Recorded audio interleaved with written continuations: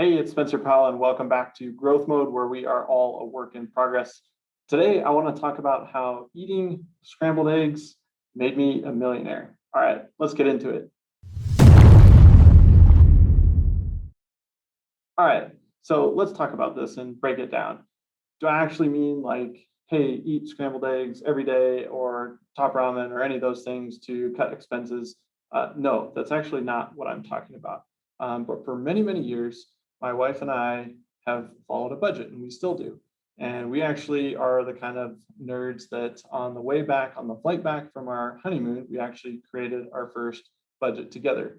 We manage our finances together, so both of our incomes just come into the same spot, and then we decide where those dollars go, whether it's food, travel, rent, or different investments. All of those things, we co-decide them together, we pick the amounts, and it's all just one team fund. So that's how we manage it. So we built our first budget. And for a lot of years, the way we operated is we would dedicate a certain amount per month to savings. So we'd be saving that, and then some would get invested, and some would just be kind of building up that emergency fund and the savings fund there.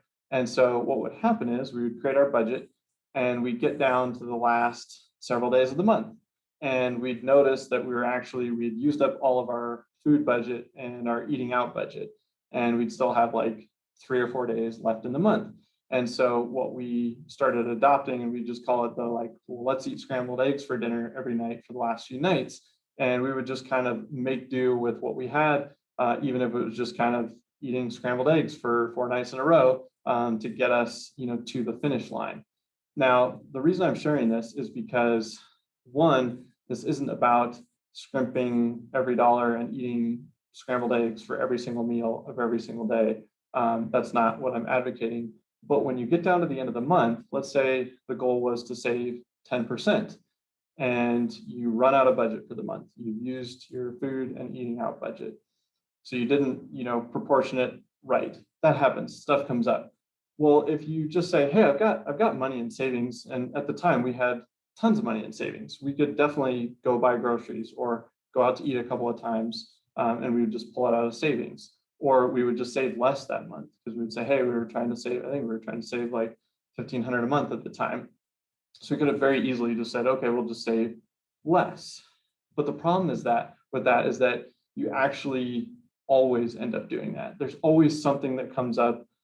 You dig into that 10% that you're shooting for, and it becomes 7%, or you get dinged with some unexpected expense, and you kind of overuse the food budget, so then it becomes 3%, and then sometimes you don't save anything. And so the point of all this is that you have to develop the discipline of committing to your budget, whatever that looks like for you.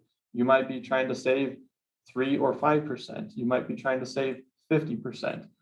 If you watch my videos, I think you should be shooting for 20% plus if you can. But whatever your number is, you should have already kind of figured out your budget and decided, okay, I want these dollars going to rent or mortgage, these dollars going to food, these going to shopping, these going to entertainment, these to travel, whatever it is.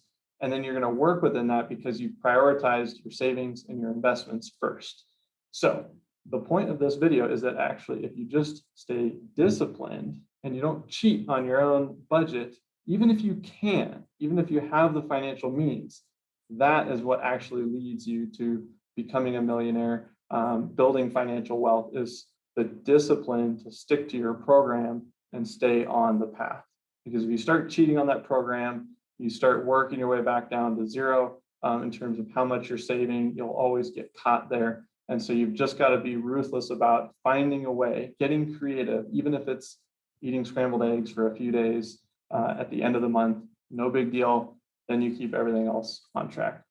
Hopefully this was helpful in terms of committing and staying disciplined around a budget, and hopefully it inspired you to get creative in terms of how you will stick to your budget on a monthly, quarterly, and annual basis. All right, guys, see you next time on Growth Mode.